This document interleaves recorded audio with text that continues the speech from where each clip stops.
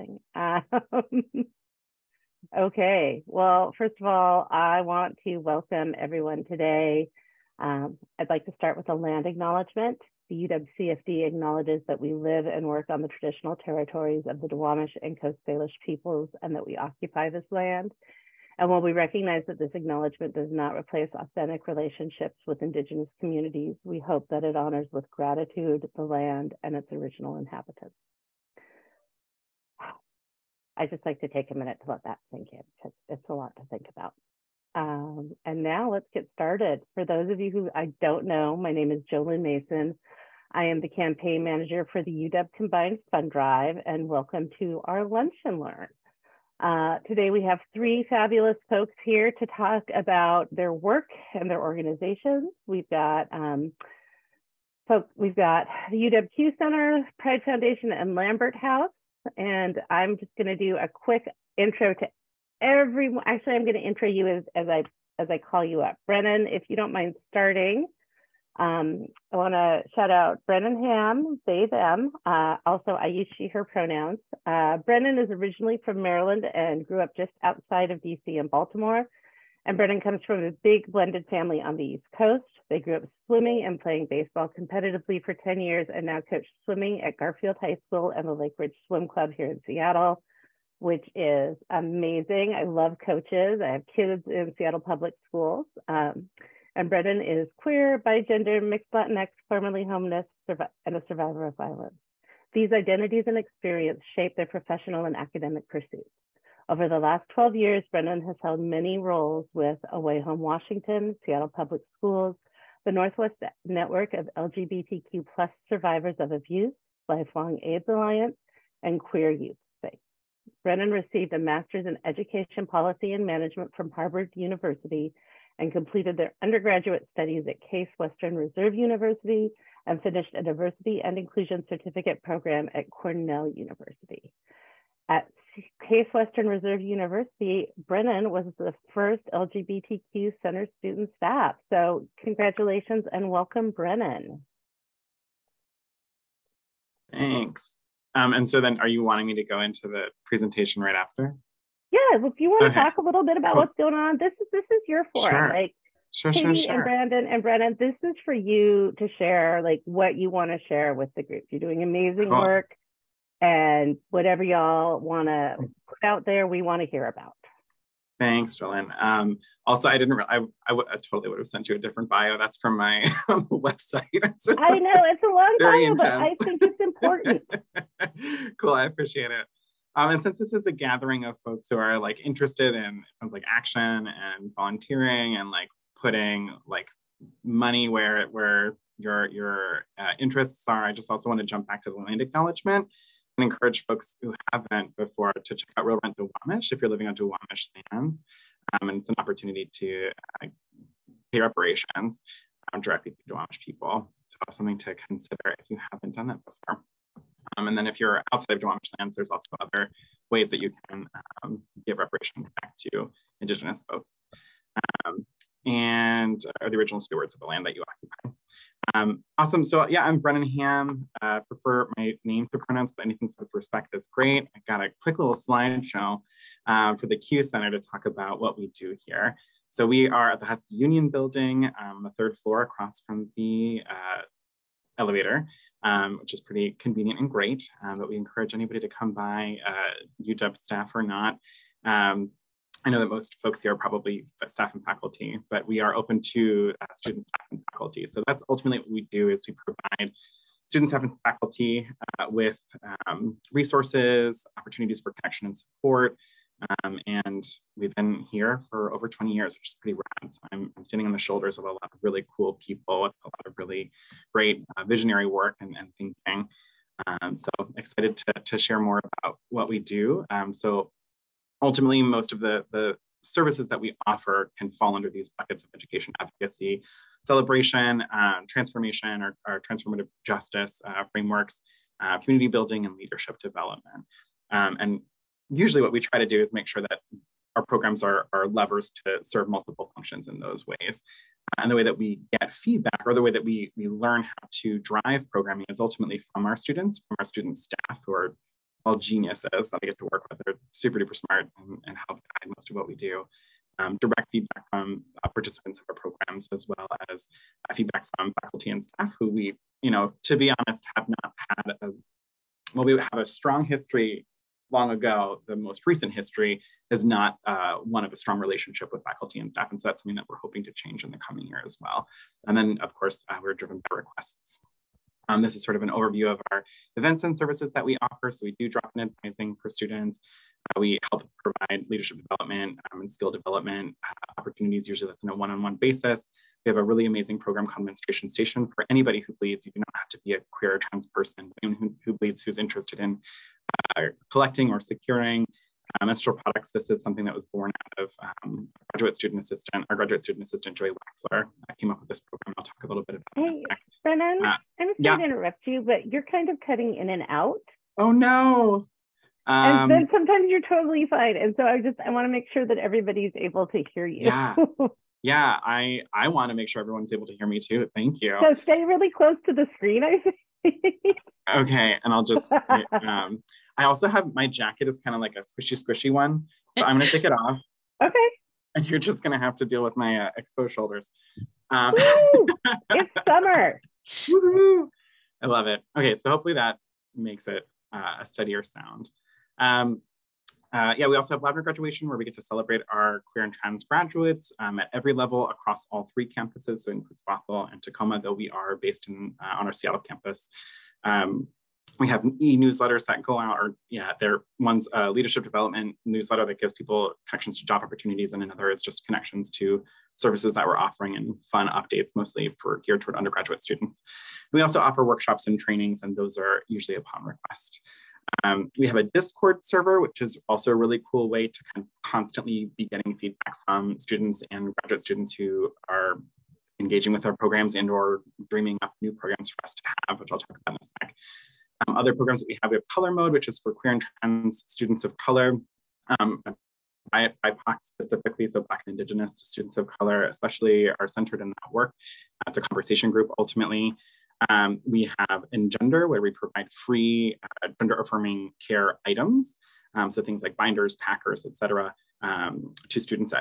It's free, no charge, and it's pretty rad. In the space itself, we have a gender discussion group that's kind of put on pause, and we'll talk a little bit about transformation in just a minute.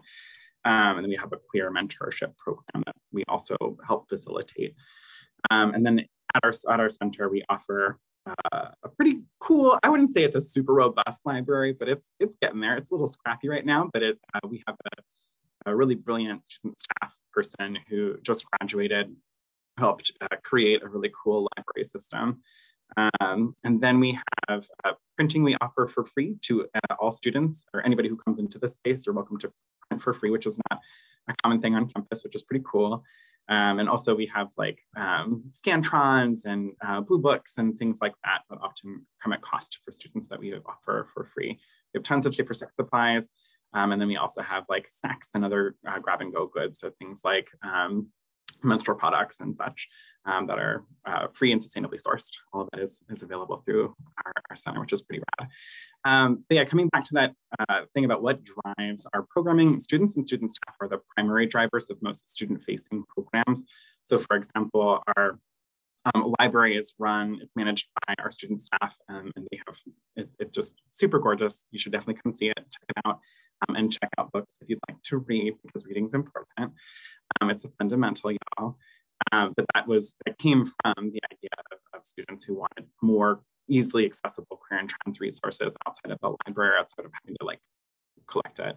Another thing that was driven by our Discord server originally, and then a student staff kind of enhanced it, was game night. So an opportunity for queer and trans gamers to come and hang out and be gay and play video games. And it's super fun, and it happens on a monthly basis, and it's very successful. A really, really sweet event. It gets a little intense, but in the best way. Coming back to that Engender program. So again, this is gender care items that are offered to students for free. I believe it's at once per quarter, students can request these items. So we offer binders, packers, caps, trans tape.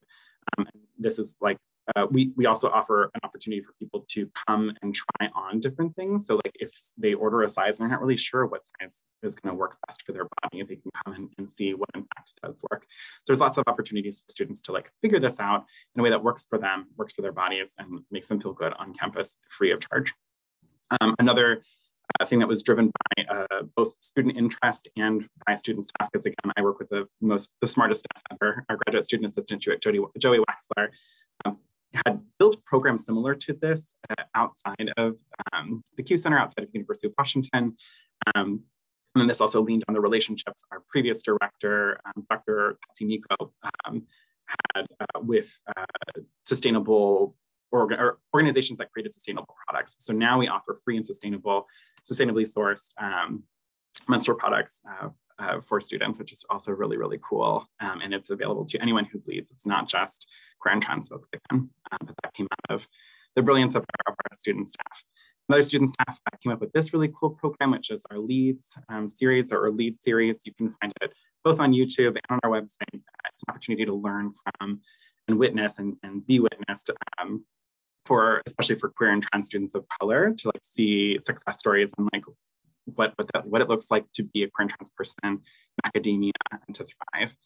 So really, really cool series there that came out of student feedback, or student feedback and student staff brilliance. We also always are taking on feedback from folks as often as we can, as many plug points. We also have a student survey that went out too, to sort of assess the efficacy of our programs. And that has largely informed how we're steering things going forward. But an example of how things are transforming, we had a program called Explanations, which is also spearheaded by Joey Waxler. And previously that had been a one-on-one program that was offered for students. In the future, what we're going to be offering for students is a broad, skilled-based workshops, which I'll talk about in a sec too. But we're sort of taking this thing that was offered in individual ways and making the concepts and the learning from these interactions available to everybody, rather than just one person who requests them, which is pretty exciting. Color Mode is also a program that we have, which I talked about earlier, that is transforming. It's going to be a part of a ongoing conversation group series. So we'll have Color Mode for QT5 folks. We also have a program called TFCC currently, which is the Trans Femmes of Color cohort. And that is transforming also based off of people's interest and sort of assessing need into a conversation group rather than a standalone program. And same with our gender discussion group. So what is to come? Again, that survey that we sent out, what we heard from students, is that students, queer and trans students, are able to make connections in lots of really cool ways, in ways that they weren't able to do 10, 20 years ago. And so the Q Center historically has been a place of refuge for queer and trans folks. And what it has transformed into is like a hub for connection to specific programs. But what folks are really needing is to feel safe in class. Because a lot of faculty and staff don't respect their pronouns. A lot of faculty and staff don't have any sort of framework or basis for understanding the queer and trans experience as it relates to their education. And people are wanting that. They're also wanting to build more skills themselves, and they're also wanting more opportunities for connection. And so what you should expect to see in the coming years here at the Q Center is increased training and technical assistance, where we're going to be a little bit more aggressive and more assertive, providing increased amounts of effort and time and energy into training our faculty and staff so that folks can feel safer in classrooms too. And then also we want to support people in building the skills that they want to have for the relationships that they have, interpersonal relationships of all kinds, and we want to help them build the skills to support that need. And then lastly, people really want more opportunities to connect outside of just the Q Center. And so we'll have more events like our lavender graduation and things like that, that are more celebratory in nature and offer people opportunities to connect. So that's really kind of about what we've got going on here at the Q Center. Part of what Jillian had originally asked was for opportunities for volunteering and opportunities to get involved. And I will say that ultimately what I'm looking for and seeking from staff and faculty is, let me hear what you want for your program. So we have a really cool queer, it's not through us, it is standalone, the Queer QFSA, Queer Faculty and Staff Association, which I'm a part of. And we want to be better partners and better like stewards of those relationships by creating and hosting programs that folks want. So if you're a queer and trans person who is faculty and staff here and want programming, let us know, reach out, tell us what you're dreaming of, and let's put it together. And if you're interested in helping out and volunteering for events, I would say that's probably pretty key for opportunities for that. Other ways that you can get involved, I'll drop into the chat. So I'm going to stop sharing right now. Are through, you can donate, and then also you can check out more of our programs, and feel free to give us feedback about ways we can improve or make things stronger. Sorry, thanks for letting me chat about the Q Center. It's great to be here, y'all. Oh my gosh, Brendan, that was amazing. You shared so much in that presentation. We did have one question from Ellen, and she wants to know what donations the Q Center accepts. I mean, aside from money and time, I assume is what you mean. Yeah. I mean, that's pretty much it, honestly. So we are funded out of the student activities fee. So student activities fee is like every student pays into this pot of money, and then it's dispersed across like 200 different centers or organizations across campus.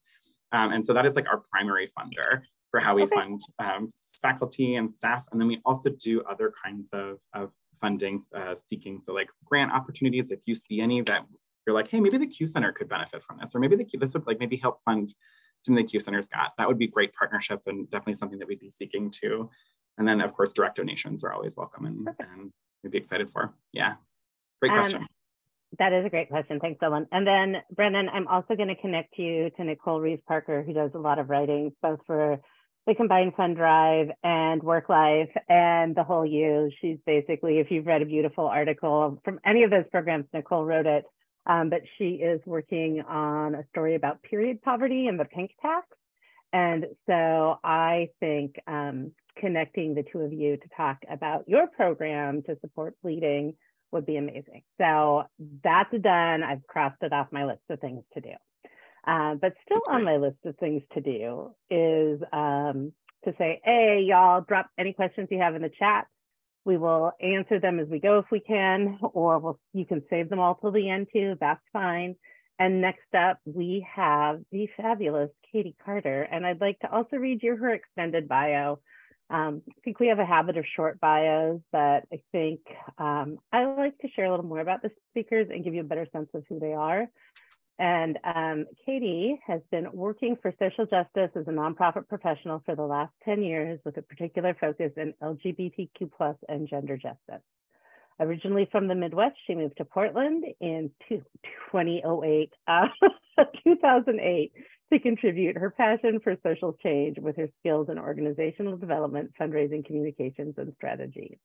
In 2019, she relocated to Seattle, yay, because Seattle's so cool, and became the CEO of the Pride Foundation after being on staff for 5 years. In her role as CEO, Katie supports the foundation's effort by building community, institutional partnerships, developing creative communication strategies, mobilizing resources that affect change in the Northwest.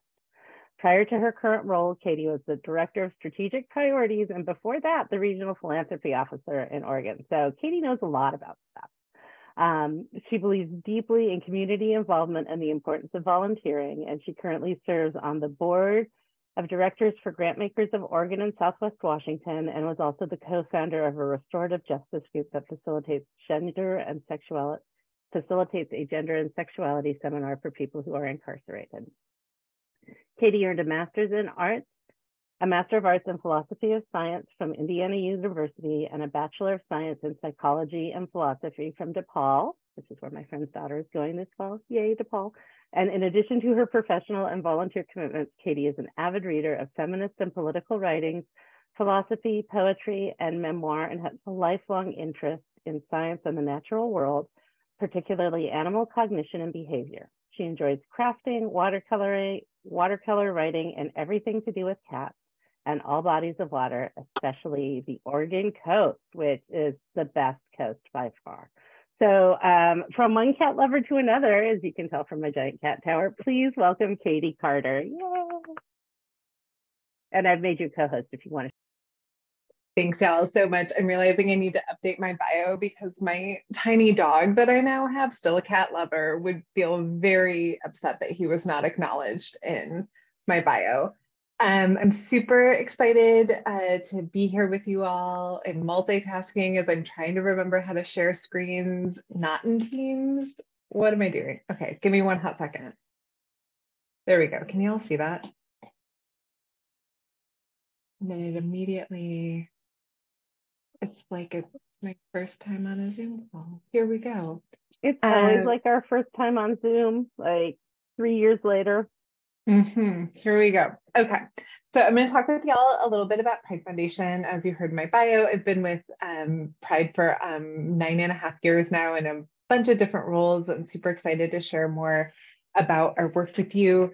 Our mission is to fuel transformational movements to advance equity and justice for LGBTQ plus people in all communities across the Northwest.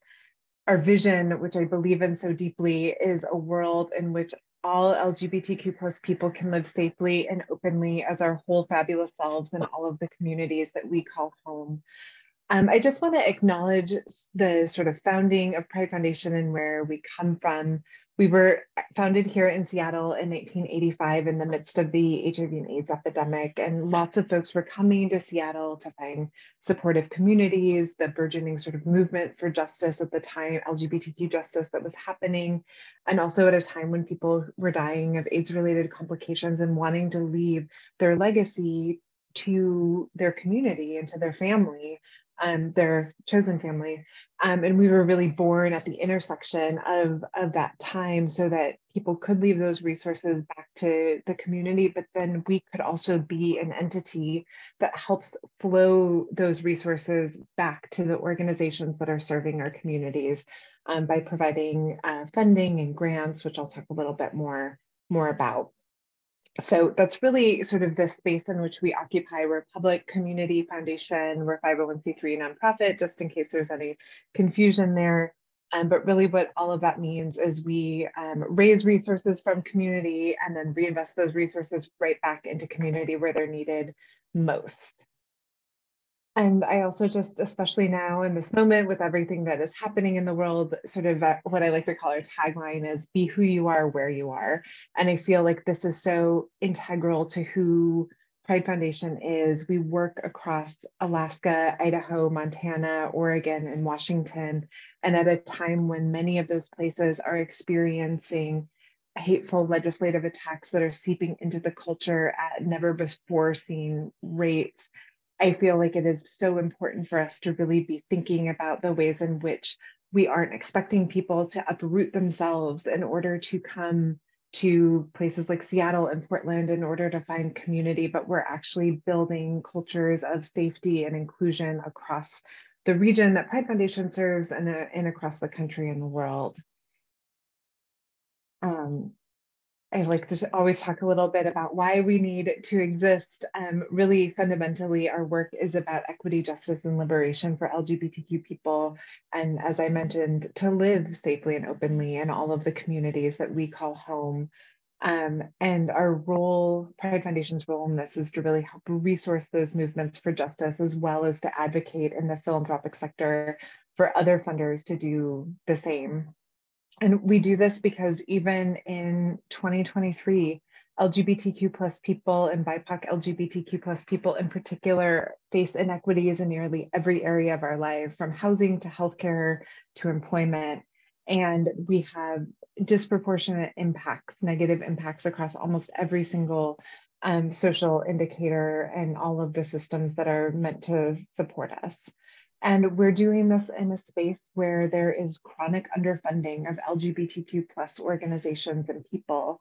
And I hate to say this, but there's a statistic that comes out every year that we sort of help track where funding is going. And prior to the pandemic, that number was for every $100 awarded by foundations in the United States, only 28 cents specifically went to LGBTQ issues, which isn't even parity for our representation and community.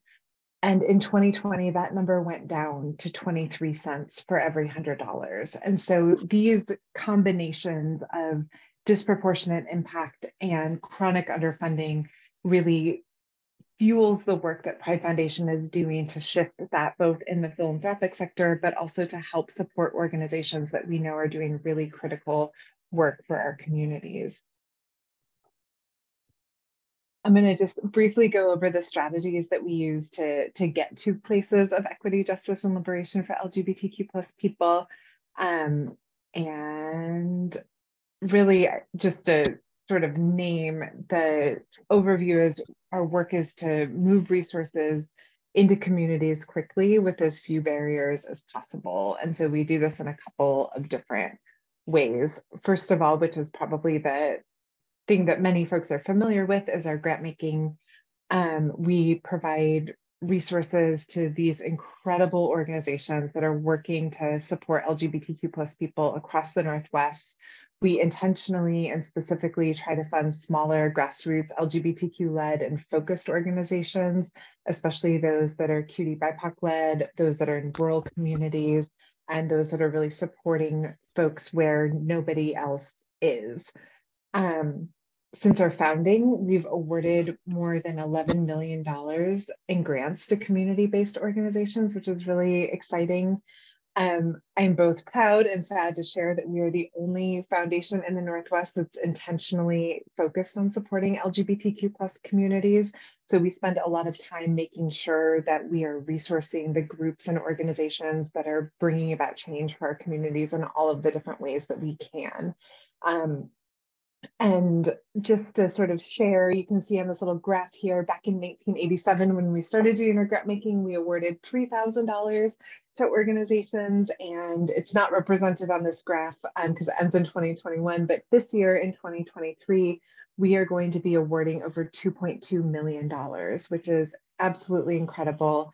And just to give you sort of a snapshot of our grantees, this is from last year data, that 70% of the organizations that we support are in rural areas or small towns. 70% are focused on supporting QT BIPOC people and organizations. 57% support LGBTQ plus youth, and 43% are set up to address housing and homelessness in our communities. And I always just like to bring the voices that are not mine into this space too. And so this is a quote from one of our grantee partners down in Oregon that is sharing that we reach out quickly and proactively, offering emotional and financial support. Offers like this are unprecedented, especially for small nonprofits like us. And this was especially sharing in 2020 when the pandemic began. Another one of our programs that y'all might be familiar with is our scholarship program. We're very excited that we support many LGBTQ plus students attending UW and across the Northwest who are facing barriers to education, whether those be financial or supportive barriers. And we provide scholarship support to help them fulfill their dreams. So we fund across many different areas of study and future careers. We don't focus on GPA or academic performance, but we really focus our program on scholars who are leaders, whether that's in their own lives, in their families, in their home communities, in their fields of study, at work, or in our movements for justice. So we define leadership really broadly, and we focus very intentionally on students who have the most barriers to accessing education. So since first starting our scholarship program back in 1993 with the Brian M. Day Scholarship, we've awarded more than $7.5 million to more than 2,300 students across the Northwest. And just in 2023, we just announced this last week, we awarded $750,000 to 112 students, amazing, amazing students. You can read about them on our website. And really, this program is about making sure that people have the support that they need to pursue their educational dreams. But what we hear from scholars year over year is that while the money is really helpful, how this program really impacts them is that they know that they have a community of LGBTQ plus people and a foundation set up for them that is rooting them on, that is cheering for them in their lives. And just to give you a snapshot of our scholars, 72% of our scholars are people of color, 100% of our scholars are LGBTQ plus people, 46% live in rural areas, 61% have experienced or are experiencing houselessness, and 56% are disabled or living with a disability, and over 70% are trans or non-binary or gender diverse. And just again, bringing in a voice of one of our scholars. This is from Elliot Feenstra, who also currently works for one of our grantee partner organizations. I grew up as a queer kid in a community with no visible queer adults, much less trans folks or community spaces for queer youth. Now I live in rural Oregon, working to create those kinds of supportive, accessible spaces for queer youth. So it really comes full circle. This is one of our newer programs that has been growing really significantly over the past couple of years, and we call it our CARE program, which stands for Community Advocacy, Research, and Education. And this program has really been founded on the belief that we should all be able to live openly as our whole selves and live free from discrimination and violence. And our goal with this work is to create a Northwest that is inhospitable to homophobia, to transphobia, to racism, misogyny, and all of the other forms of harm that are directed at LGBTQ plus communities. So we're really trying to transform culture with this program and find safety and belonging in our home communities. And we specifically within this work focus on BIPOC, trans, non-binary, and two-spirit communities, uplifting the stories of the breadth of our community to make sure that when we are building out advocacy strategies, we are really centering the voices of those who've been very intentionally and historically and currently pushed to the margins. And so really what this does is we focus on advocacy across the region and try to figure out how we can support the LGBTQ plus organizations who are working in the advocacy spaces in the 5 states in which we work. So this year it looked like helping people get to the governor of Alaska and share their story with him. It looked like providing dinner to all of the folks who testified at the legislatures in Idaho. It's looked like travel reimbursement for people who tried to get to the Capitol in Helena and Montana to combat so much of the anti-LGBTQ plus, but specifically anti-trans legislation that is just sweeping the country right now and really focused in the Northwest as well. And a really cool part of this program is it's focused on story collection of our community. So lifting up the stories and recording or writing down or otherwise creating opportunities to share the breadth of our lived experience and build messages from those that really drive a different narrative about our community than what we are being given from mainstream sources and from right-wing sources. This program is led by a group of community members that we call the Village Council. And one of them said being able to be part of a multi-generational group where I can sit across from an Indigenous elder, a Black trans femme activist, a Fafafina fellow organizer, having that beautiful blend of people and experiences has really stood out for me. And last, but of course, not least, a big part of how we do all of the work that we do is through our communities of supporters that help fuel our mission. We have donor advised and scholarship fund holders, business partners, sustainers, people who have left Pride Foundation in their wills. Thousands of supporters come together to make our work possible and to also grow and scale our work, as well as philanthropic partnerships with other funders who have been really intentionally investing in Pride Foundation to be able to better resource LGBTQ plus communities. And I just, to end on a happy note here, that together since our founding in 1985, we've mobilized and awarded a total of more than $80 million to build a world in which all LGBTQ plus people can be who we are, where we are. And just to share this quote from our current board co-chair, Carol Cheney. For much of my life and work in social justice, I've had to choose between focusing on issues of race, gender, or sexual orientation. Pride Foundation is so intentional about tackling intersecting identities and create space for a person's full self, in this work. And then I had a whole bunch of other slides that I'm going to just not show you right now about the real challenging world that we're existing in right now, and end here on an opportunity for you all to get engaged in Pride Foundation's work. We welcome you, and I'll drop my email in the chat in case you want to connect. But we encourage you to get involved with your voice and your votes, with your dollars, with your time and energy. And there are some links here for how you can get more involved to donate or to stay informed or to volunteer.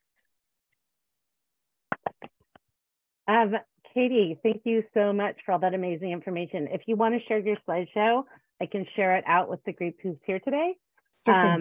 Because I thought it was amazing and interesting. And I have several friends over the years who have sat on the scholarship review panels, and to a person, and they're all people who volunteer. They're all nonprofit people. They all volunteer all the time. They have all, to a person, said it is one of the most meaningful volunteer gigs that they had. So I highly encourage anybody, like, this is a great space to volunteer in for Q Center, for Pride, or for Lambert House. Like, this is a community where there's such an opportunity to have really profound impact. And last but certainly not least is Brandon Knox. He's the program director at Lambert House.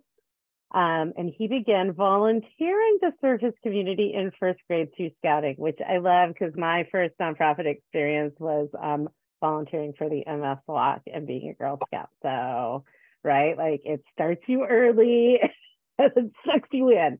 And he's continued to focus, Brandon has continued to focus on a community while attending the University of Washington, University of Nevada, Reno, holding a variety of volunteer and student employee leadership positions. Brandon became a Lambert House program participant at the age of 20, where he made his first LGBTQ plus friends and volunteered to plan and execute events for his peers, including a dance and a 9-month leadership and activism seminar series for middle school and high school students.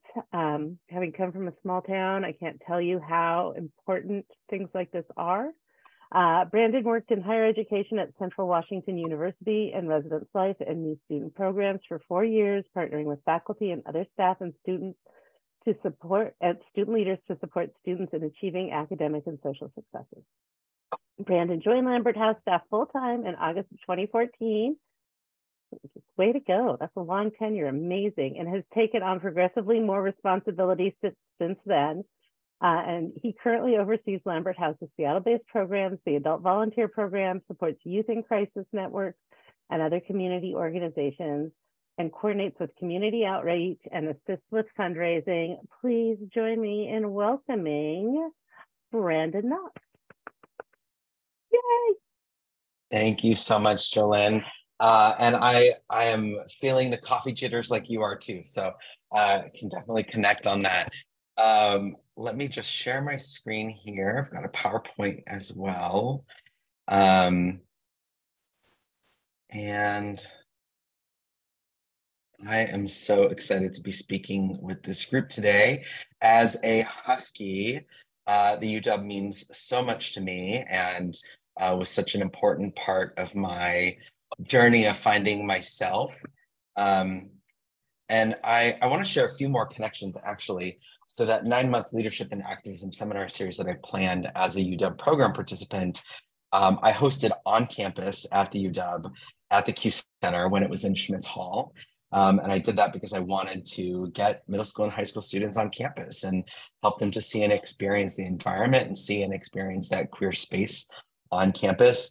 And I also assisted with some other student leaders who were really spearheading the first gender neutral bathroom campaign on campus that was done with support of the Q Center. And I love that there is still an up-to-date map on the website of gender neutral bathrooms across campus. That was a really fun campaign to work on, going out to bathrooms and actually cataloging them physically. I want to talk a little bit about Lambert House's history as well in connection with the UW. So we were founded in 1981 by Bob Deischer.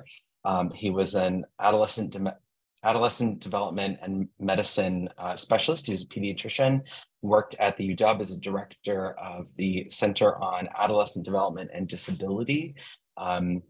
And he saw LGBTQ young people having higher rates of negative health outcomes than compared to their straight and cisgender peers, things that we still know are true today. And he thought if they just had a way to meet each other and to make friends and to be in community, their physical and mental health outcomes might improve. So really amazing that our founder also was from the University of Washington.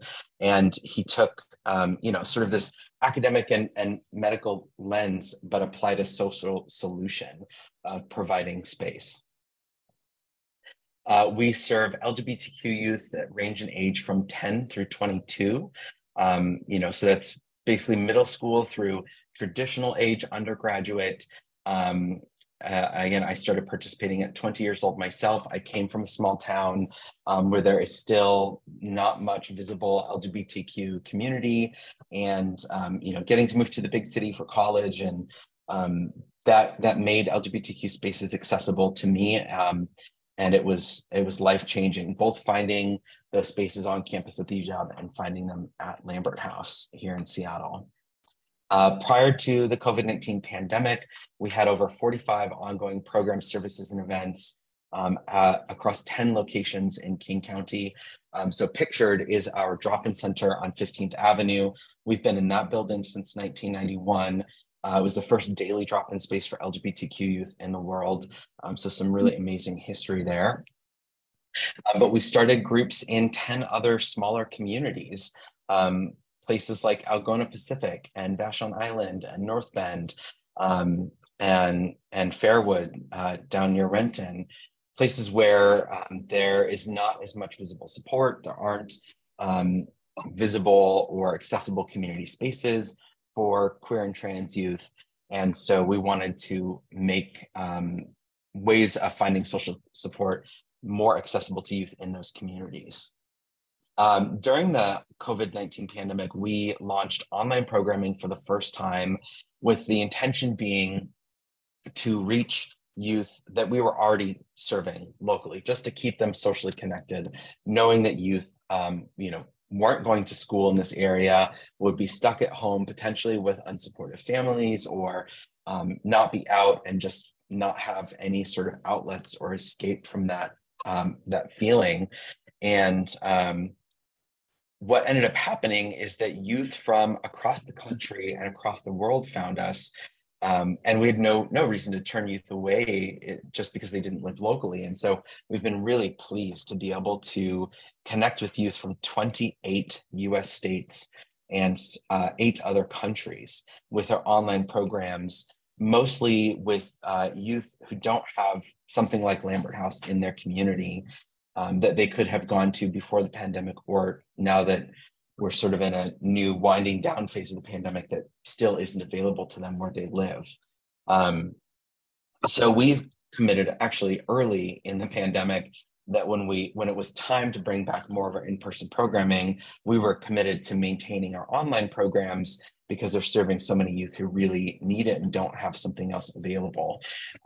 And so as we are bringing back our drop-in center and more indoor and in-person programming, it really represents a major expansion for us in the way that we're serving youth. We do have programs 7 days a week between our in-person and online, and almost every day we have multiple things going on. So something that is really intrigued me when I started looking at this years ago, the number one thing that youth who come to Lambert House tell us they need are friends, peers. And this is still true of youth who have support at home or support at school or even support in both of those spaces. And so this is what Lambert House is focused on. Most of our programming, this is at the core of what we're doing, is creating as many opportunities as we can for youth to meet each other, to make friends, to support each other, to be in community, to celebrate with one another. And about 7 to 8% of youth that Lambert House serves are currently homeless or houseless. And we serve as a resource hub for those youth to connect with LGBTQ competent resources, shelters in our community, housing programs in our community. And in many cases, they've become LGBT competent because of training and technical advising provided by Lambert House over the decades. So I mentioned the LGBTQ youth experience higher rates of negative health outcomes, and that was part of Bob Deischer's vision, is providing social space to counter those risks. And we know that this is still true today. We see LGBTQ youth who are still bullied at school, which leads to avoiding classes or avoiding school altogether, which can eventually lead to dropping out or other academic struggles, learning internalized transphobia and homophobia, all of this negative messaging that we get from people in our lives or even from certain media outlets, and then starting to think that that's true, or treating ourselves badly because if the people in my life don't care about me, why should I care about myself? We know that LGBTQ youth experience higher rates of anxiety and depression, substance abuse from a variety of perspectives. It could be about fitting into a particular crowd. It could be about self-medicating from the trauma that's experienced or the pain that's being experienced. And we know that LGBTQ people experience higher rates of addiction, and that most addiction begins with adolescent use of substances. So we're working with a community that's both at higher risk and at a time when we can make a major difference in that risk. Family conflict, which is really interconnected with all of this. Family conflict can be about identity, can be about not doing well in school because they're skipping class and maybe the parents don't understand why. It can be about youth behavior, right? When we're experiencing anxiety or depression, our behavior may look a variety of different ways that are challenging for adults to understand or relate to. Could be about substance use or a variety of other things. And of course, that family conflict can lead to housing instability. We know that LGBTQ youth are overrepresented in our houseless communities, and that overrepresentation is due to family animus towards their child's identity, either treating them so badly that they run away, that they would rather not know where they're going to get their next meal or where they're going to sleep than to stay at home, or because they are actually kicked out by their parents. And this still does happen in the Seattle area. Things have definitely gotten better. It happens less in the Seattle area, but it does still happen here. Of course, one of the most dire, we know that LGBTQ youth experience higher rates of suicidal ideation, attempt suicide at higher rates, and die by suicide at higher rates, and it's tragic. And to help combat all of those risks, I mentioned we bring youth together to make friends and to support each other and celebrate each other.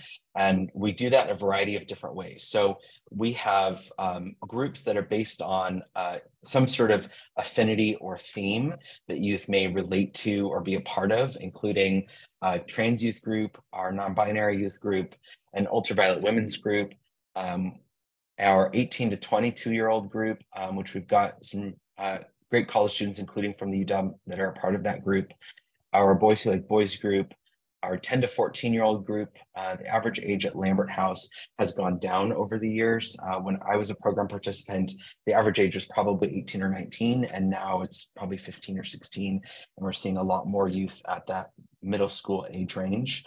And we have our BIPOC LGBTQ youth group as well.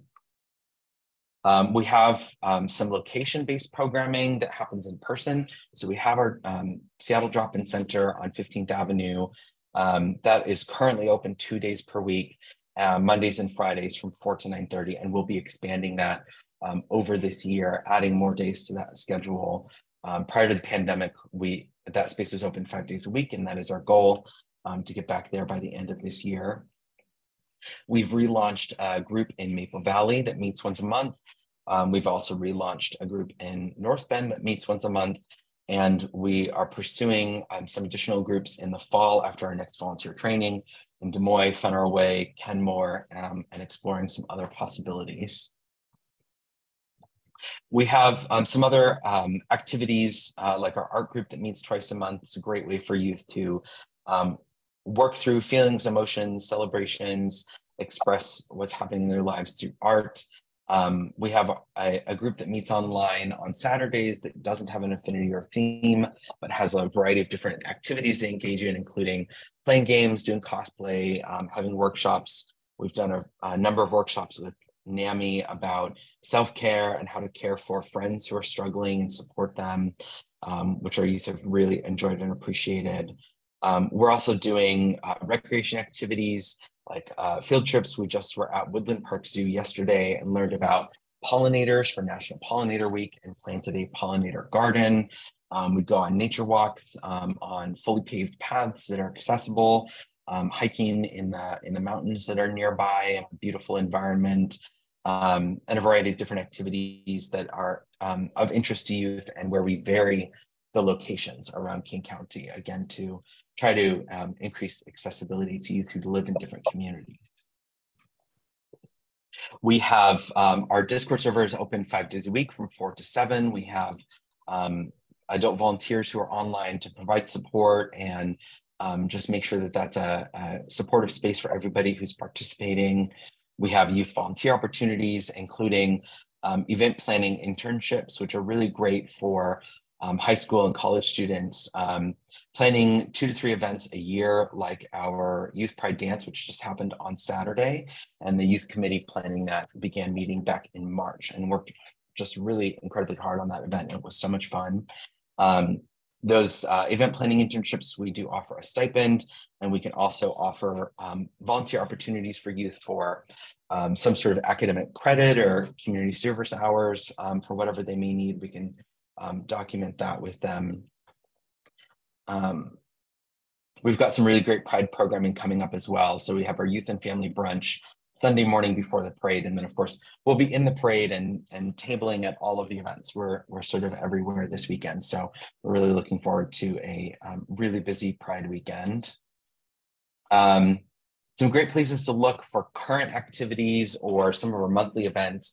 We have an events calendar on our website, and we have a comprehensive list of our ongoing programming on our youth programs page on our website as well. And for any students or young folks in your lives that may be interested in participating, we do have an orientation that can be done either online or in person at our drop-in center. To get started online, a quick email is the best way, either from the youth directly or from a parent or somebody who's connecting them to us. And our orientation includes an intake form and a brief video meeting if online, or if in person, we have the intake form on paper, and we'll include a tour of our facility so they know where everything is. For those of you familiar with the Capitol Hill neighborhood, our drop-in center, it's just 1 block south of the Kaiser Hospital there on 15th Avenue, near Safeway, and there's a 7-Eleven. And yeah, I will leave it there. Thank you. Excellent. Thank you so much for sharing that information, Brandon. We don't have, let's see, so we had somebody in the chat say that they can't say enough good things about Lambert House. I agree. And that their family has personally benefited from Lambert being a community of support for our former teen and their friends. Oh, former teens. I hope that I get there eventually. And Lori says, oh, thank you, Lori. She just had to drop off early, but she appreciates all the efforts the presenters put in to the presentation today. Anybody have any questions at large? You can take yourself off mute and ask, or you can drop it in the chat.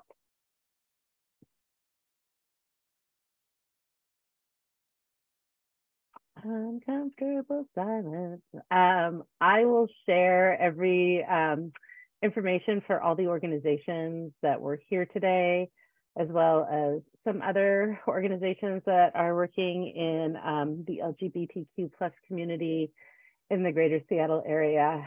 Representation does matter.